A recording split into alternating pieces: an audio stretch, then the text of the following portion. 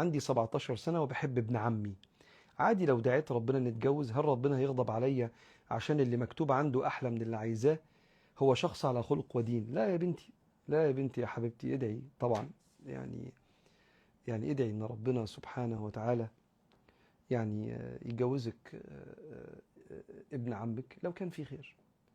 يعني يا بنتي ربنا سبحانه وتعالى يثبتك ويقويكي على انك انت تديري المشاعر دي بطريقة سليمة، وما يبقاش في علاقة ولا صحوبية ولا حاجة ما يرضاش عنها الله ورسوله لغاية ما هو يتقدم لك. طب تدعي بيه؟ ادعي بيه، بس نصيحتي انك انت ممكن يكون ربنا شايل لك اللي احسن منه وشايل له اللي احسن، فادعي وانت مفوضة امرك لربنا.